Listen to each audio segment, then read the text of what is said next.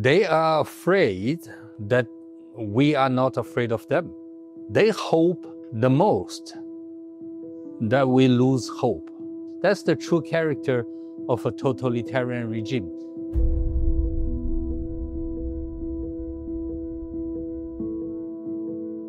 I was one of the founder of the Tiananmen student movement.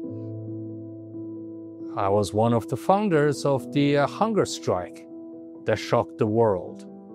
And then I was the key student representative when finally the hunger strike brought the Chinese government leaders to sit down with us. 现在只是从人道的立场上说解决这个问题，纠缠的问题，所谓纠缠在体现某些事。 That's one of the key reasons made me number 2 on Chinese government's most wanted list.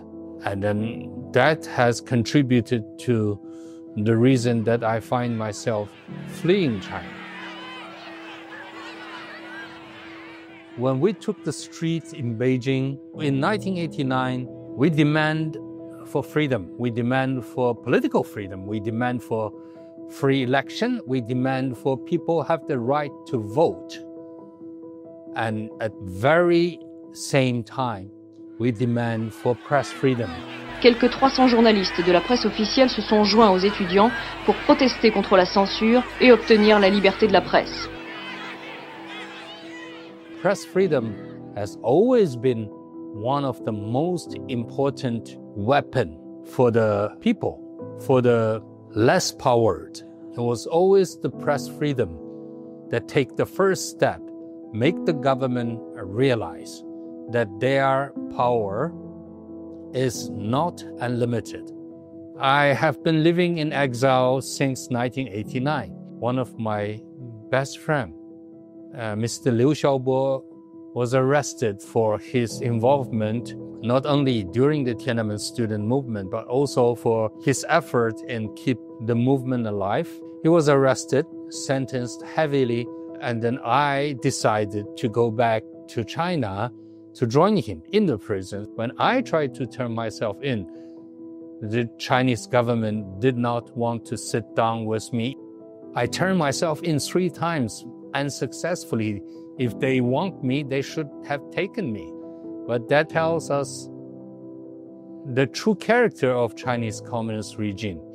They are afraid of any confrontation, even afraid of confrontation from someone they have a most wanted warrant issued against. I became from most wanted to most unwanted. They are much more afraid than the world can imagine. They are afraid that we are not afraid of them. They hope the most that we lose hope. That's the true character of a totalitarian regime. And I think the world should keep that in mind when deal with them, when have an opportunity to have that dialogue, which we didn't have the opportunity to conduct. They don't want that dialogue we wanted in Tiananmen Square. They still don't want it today. Since 1989 Tiananmen student movement, one aspect the Chinese government, Chinese totalitarian regime oppressed the most is in the freedom of expression and press freedom. Being a journalist is a very high-risk occupant in China.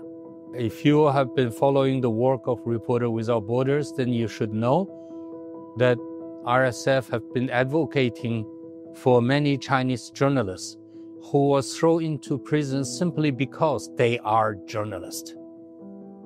Being a journalist in China means they are the enemy of the state, because naturally a journalist wants to report the truth. Reporting the truth, as simple as that. Reporting the truth is a direct challenge to this regime. It is a very important task for any Chinese dissident to tell the world what's going on in that country, how harsh it is the regime is oppressing us. A group of young students during the pandemic hold up a piece of white paper to protest in China. Immediately, the world got the message.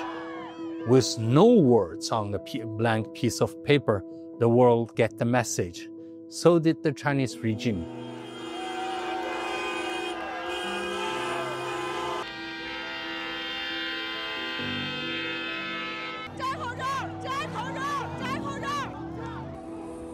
I want to use this example to remind the world there is no such a thing as China is special. The Chinese people are special. No, nobody in this world that are so special they disregard freedom. Everybody in the world is born with a desire for freedom. Everyone eventually will go through the same path and emerge into a free society, every country. The China will emerge into a free society sooner or later, maybe with even higher degree of sacrifices, but we will have our press freedom, we will have our democracy.